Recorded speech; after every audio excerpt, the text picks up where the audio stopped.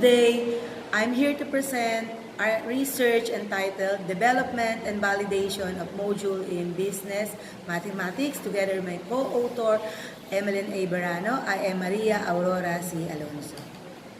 The implementation of the K-12 curriculum highlights the 21st century lifelong skills aimed at preparing students with essential concepts as they grow and advance in their life and career. Business mathematics, one of the specialized subjects in the accountancy, business, and management strand, incorporates skills in computation and business analysis that learners find challenges to understand. Some subjects which give emphasis on the accountancy, business, and management component of the K-12 curriculum in the senior high school are the specialized subjects Organization Management, Fundamentals of Accountancy, Business and Management 1, Business Finance, Fundamentals of Accountancy, Business and Management 2, Applied Economics, and Business Ethics and Social Responsibility. These are subjects that all aim at preparing skills of students with essential fundamental concepts on the business world. Any commercial establishments use mathematics in accounting, inventory, management, marketing, sales forecasting, and financial analysis. Development and evaluation of module in business mathematics was conceptualized.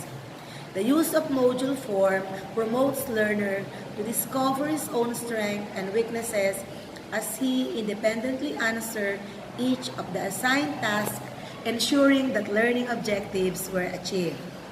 It can also serve as supplementary materials, intervention activities, and give students the chance to create purpose on concepts learned from the subject. Our study aimed to design and internally evaluate the modules in business mathematics for ABM students. Specifically, it answered the following questions. First, what is the level of competence of the ABM students in terms of solving the mark-on, mark-down, and mark-up as part of the research paper? And lastly, what is the assessment of the experts of the developed modules in terms of the following? A. Content, B. Presentation, and C. Instructional design. Good day, I'm Emeline Verano. I'm going to share with you about the scope and limitation of our study. The current study was conducted at the District of Trece Martires City from July to September 2019. The study only focused on developing modules for the following identified competencies, such as differentiate, mark on, mark down, and mark up, illustrate how mark on, mark down, and mark up.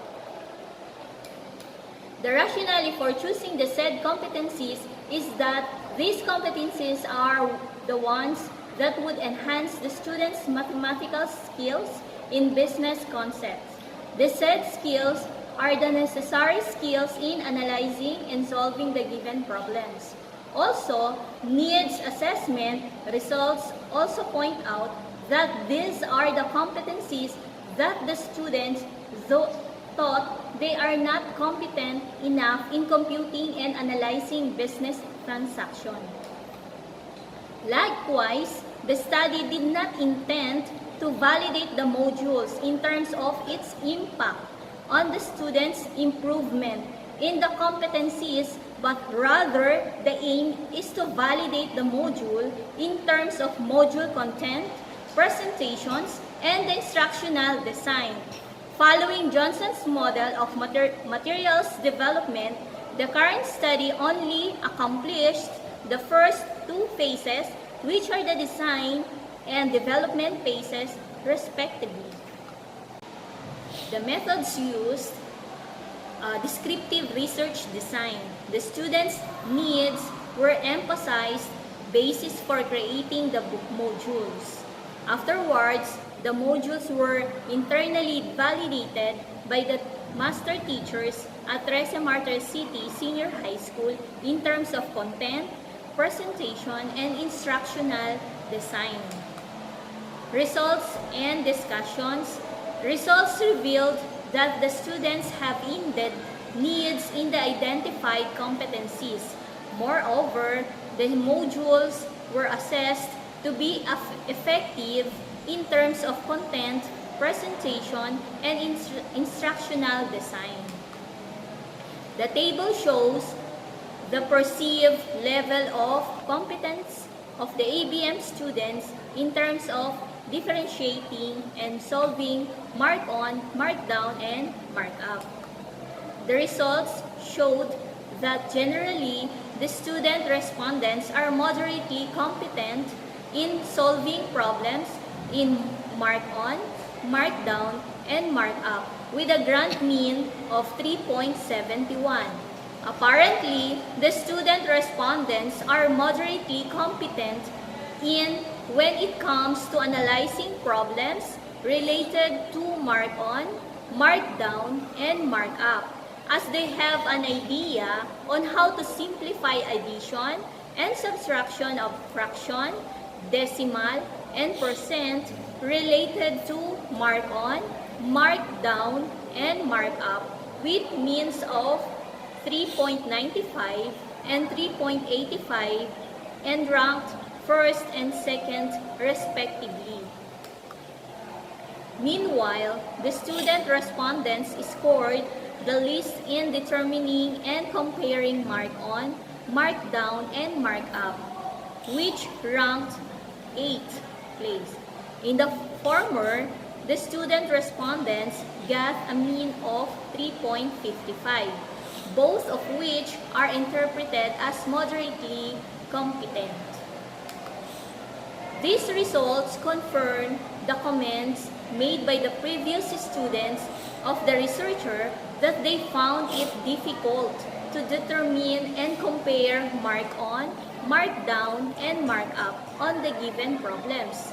Likewise, based on the experience of the researcher herself, most of the revisions she asked her former students to do were related to these two competencies. Therefore, the developed modules were focused on these two competencies. The Table 2 shows the assessment of the three master teachers of the developed modules in terms of content, presentation, and instructional design. Results show that the developed modules were assessed generally as effective with a grand mean of 3.94. The experts assessed the presentation of the modules as effective with a mean of 4.07. Similarly, they assessed the instructional design of the modules as effective, also with a mean of 3.93. Finally, the instructional design of the modules was likewise assessed as effective by the experts. It is apparent that of the three indicators, it was presentation where the modules scored the highest. This means that the experts thought that the modules ensure that the presentation can easily understand to the learner's content matches the stated objectives. The learners are informed of the anticipated outcomes. The assessment matches the objectives. Assessment matches the content. Sequence of learning steps is pedagogically sound. Information follows instructional sequence from simple to complex. Multiple methods of assessment are included. Applications to real-life situations are included. Connections to other disciplines are also included. And the reinforcement through verbal and written communication is also included. While the experts assess the modules effective, it seems that the modules still need to be improved for them to become highly effective to maximize possible income or impact to student learning.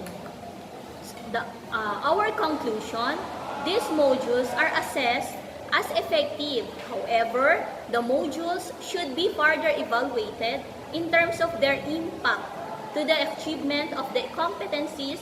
This shall be done in the future by having these modules used by the students. Again, this is Emily Verano, the author of this research. Thank you.